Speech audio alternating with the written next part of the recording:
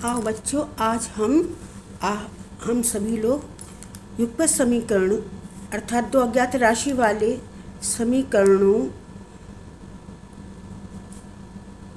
को हल करना सीखेंगे। हैं, उसी को युगपत समीकरण कहते हैं।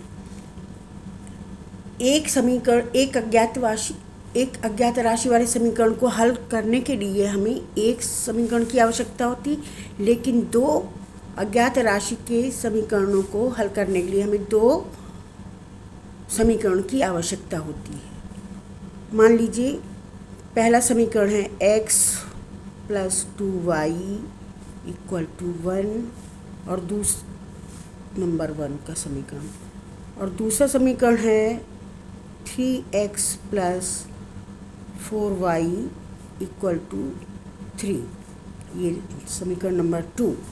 अब देखिए, इसमें हल करने के लिए दो अज्ञात राशि x और y हैं, और पहला समीकरण को पहले नंबर पे, दूसरे समीकरण को दूसरे नंबर पे हमने रख दिया। अब ये बताइए कि x और y क्या बराबर है? कहीं नहीं है। यहाँ यदि 1x है, यहाँ 3x है, यहाँ 2 है, तो यहाँ 4 है। तो हल करने के लिए पहली शर्त है कि हमें किसी x को या y को इक्वल करना पड़ेगा, बराबर करना पड़ेगा। तो हम पहले समीकरण को ले लेते हैं। यहाँ 3x है, यहाँ सिर्फ x है, 1x। तो हम इसमें क्या 3x लाने के लिए हमें क्या करना पड़ेगा? इसमें 3 से मल्टीप्लाई, यानी समीकरण नंबर 1 में 3 से गुणा करने पर, मल्टीप्लाई करने पर,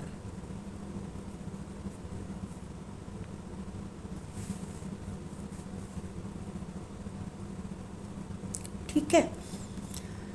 तो हम जब गुणा करेंगे तो क्या हो, पहला वाला समीकरण हम फिर दोबारा उतार लें।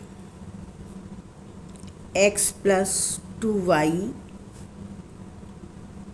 = 1 × 3, और दूसरा वैसे कि वैसा रहने दें।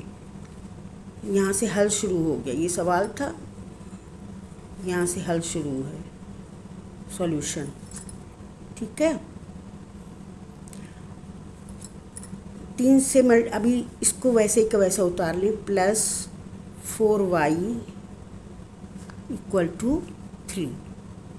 इसमें किसी का मल्टीप्लाई होना ही नहीं है। अब जब दोबारा इसमें गुणा करेंगे, पूरे समीकरण में होगा, x भी बदलेगा, y भी और 1 भी। तो ये क्या हो जाएगा? 3x प्लस, बोलो, 3 × 2 = 6, 6y = 3। तो बदल गया कि नहीं? इसी प्रकार दूसरा वाला वैसे कि वैसा उसके सामने उतारेंगे। y के नीचे y, x के नीचे x, और न्यूमेरिकल वैल्यू 3 है तो 3, ठीक है। अब इसको हम काटना पड़ेगा मान। यदि कट रहा है तो ठीक है, नहीं तो हमको माइनस करना पड़ेगा। देखिए यहाँ पर ये प्लस की वैल्यू मानी जाएगी, ये भी प्लस की है, माइनस नहीं है। तो हमको तो ये कहना पड़ेगा कि पहले समीकरण से दूसरे समीकरण को घटाने पर, ठीक है, घटाने पर। कैसे घटाएंगे? माइनस, ये प्लस का माइनस हो जाएगा, ये माइनस हो जाएगा, ये माइनस हो जाएगा। तो ये आपका क्या हो गया? अब ये वैल्यू कट जाएगी, समान है और विपरीत चिन्ह है माइनस प्लस के। यहाँ पर क्या है? माइनस का 4y और इस प्लस का 6y, तो घट जाएगा, है ना। ये चिन्ह नहीं माने रखता, इसका अर्थ ये है -4y। तो 6 से 2y गया, 6y से 2y गया, तो 4y गया, तो कितना बचा? 2y, है ना। और यहाँ पर माइनस, तो ये भी 0 हो जाएगा। अब y की वैल्यू यहाँ पर 0/2 यानी 0 ही आएगी, ठीक है। अब यहाँ पर हम एक पहला समीकरण ले लेते हैं, यानी x प्लस, कोई भी ले सकते हैं, x + 2y, ये वाला लेंगे जो शुरुआत में सम्स में दिया हुआ है, जो हमको सवाल दिया उसी का, बराबर 1। ये नहीं कि इसमें से ले लें, इसमें से नहीं लेंगे, जो शुरू का है उसी से लेंगे, ये याद रखना। अब हमारी y की वैल्यू 0 आई थी तो y में 0 की वैल्यू रख देंगे, तो यहाँ पे y की 0 मान रखने पर तो x तो कुछ नहीं है, 2 इंटू 0, वाई की जगह 0 और 1। जब ये प्लस है, जब 0 में मल्टीप्लाई किसी भी संख्या का होता है तो वो पूरी 0 हो जाती है, हमेशा याद रखना, ठीक है। और यहाँ पर हम मान निकाल रहे हैं ना, यहाँ 1 ही रखो, ये अभी हमने पूरा नहीं उतारा था, अब कंप्लीट हुआ। तो x प्लस 0 पूरा 0 हो गया इक्वल टू 1 है। अब सीधे x इक्वल टू 1, तो x की वैल्यू 1 हो गई। अब जांच कैसे करेंगे हम बच्चों? जांच भी की जाती है। जांच कैसे करेंगे? जांच के लिए एक समीकरण कोई सा भी ले लें, कोई भी ले लें, लिख लें। मान लीजिए दूसरा वाला ले ले रहे हैं, 3x plus 4y equal to 3। आप इसमें x और y की वैल्यू रखेंगे तो हमें 3 प्राप्त होना चाहिए। तो x इक्वल टू हमारा क्या आया था 1, y इक्वल टू 0। देखो हमने लिख दिया, ये यहाँ पे दिख रहा है ना, x इक्वल टू 1, ये वैल्यू यहाँ पे रखें। तो 3x की 1 प्लस 4 इंटू 0 बराबर 3 है ना।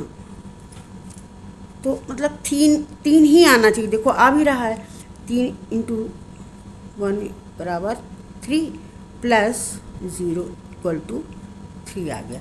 जब किसी भी संख्या में 0 जोड़ेंगे तो हमको वही संख्या प्राप्त होगी। याद करो, ये सहचर्य का नियम और क्रम विनिमय का नियम, ये एक संख्याओं का नियम होता है ना।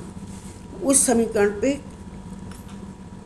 जोड़ का नियम होता है और मल्टीप्लाई का नियम, कि शून्य से, देखो ये समझ लो, शून्य से जब किसी संख्या का गुणा किया जाता है ना शून्य से, तो क्या होता, चाहे जितनी चाहे वो 999 हो, तो हमको 0 ही प्राप्त होगा। ये अलग से हम बता रहे।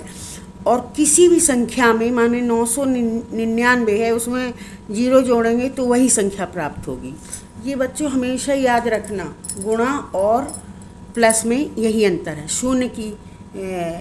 शून्य के बारे में अगर ज्ञान प्राप्त करें तो शून्य का बहुत अर्थ होता है, शून्य ने 0। इस तरह से हमारे पूरे सॉल्यूशन निकल आया, जांच भी हो गई। आशा करते हैं कि आपको समझ में आया होगा। तो ये हमने एक समीकरण बनाया। भिन्न इसी प्रकार एक सवाल और ले लेते हैं, छोटा सा ले ले रहे हैं, उसमें चिन्ह बदल लेंगे। मान लीजिए 3 minus 3x plus 5y equal to 5, और यहाँ x minus 2y equal to 3। अब ये समझ लो, ये सवाल हमने जो दिया है ये आपको स्वयं हल करना है, थोड़ा सा मदद कर रहा है जल्दी जल्दी।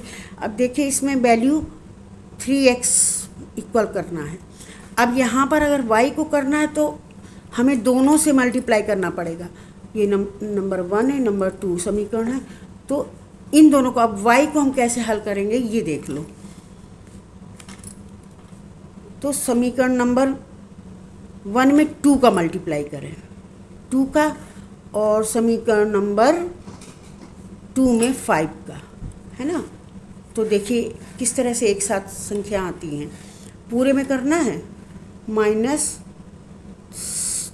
6x आ गया, है ना, और 2 से जब प्लस का प्लस 10y आ गया, 5 दूनी 10, है ना, और 5 दूनी 10 संख्या में भी बदलेगी। इसी तरह इसमें करो तो ये कितना हो जाएगा 5x, ओह सॉरी प्लस लगा दो मान लो, क्योंकि 5x के नीचे x, माइनस 5 दूनी 10 y और इक्वल टू 5 3 जा 15, ये हो गया। ये दोनों प्लस के ही हैं। अब हमें इसको घटाना चाहिए तो ये कट जाएगा, है ना, समान संख्या हो गई। तो अगर मतलब ये तो सिंपल पड़ेगा, 3 से हम कर सकते थे इक्वल, एक ही में गुणा करना। जब आपको जल्दी हो तो यही मेथड लेना है, लेकिन हमने ये इसलिए एग्जांपल लिया ताकि आपको आ जाए।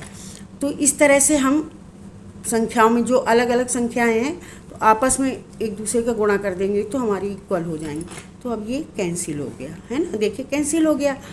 इक्वल और अपोजिट साइन, मतलब बराबर भी है मान और अपोजिट साइन भी है। अब इसमें हमें चिन्ह नहीं बदलना पड़ेगा, ऑलरेडी हमें माइनस प्राप्त है। अब इसको सॉल्व करिए। जोड़ना घटाना अलजेब्रा में आपको आता ही होगा। तो जोड़ा तो कितना आ गया, अब ये ऑलरेडी घट जाएगा क्योंकि माइनस का 6x है, और तो ये हो जाएगा माइनस का साइन 1x बचेगा। ये जोड़ रहे हैं, हमें हो रहा घटाना लेकिन जोड़ रहे हैं, ऐसे ही होता है अलजेब्रा में। इसमें कुछ नहीं लिखेंगे, इक्वल की जगह इक्वल। अब इसको जोड़ो, ये हो जाएगा 25। तो अब ये माइनस चिन्ह तो इधर की तरफ ले आओ इसको माइनस को, तो ये -25 आ गया। अब y की वैल्यू भाई तुम खुद निकालो, ठीक है। ओके, मैं रखती हूँ, और इसी तरह के वीडियो और भी लाऊंगी आगे, साइंस के भी लाऊंगी, और आपके ज्यामितीय आकृतियाँ, ज्योमेट्रिकल आकृति, ट्रायंगल, स्क्वायर, रेक्टेंगल, सर्किल, इन सब के ऊपर एक वीडियो लाऊंगी तो आप लोगों को उसका भी ज्ञान हो जाएगा। अभी थोड़ा सा बिजी हैं। Thank you. एक बार आप लोग इसको देख लीजिए कैसे इसको हमने किया। ये देखिए यहाँ से शुरू हुआ था, मुझे लगता दिखाई पड़ रहा थोड़ा सेटिंग में, और ये देखिए इस तरह से, और इसके बाद ये दूसरा वाला सवाल, ये दूसरा नंबर का सवाल हमने दिया था। तो आपको y की वैल्यू निकालनी है, x की हमने निकाल दी है -25, है ना, तो y की वैल्यू आपको निकालनी है, ठीक है। इस तरीके से ये सॉल्व हो गया। थैंक यू, नेक्स्ट टाइम मिलते हैं।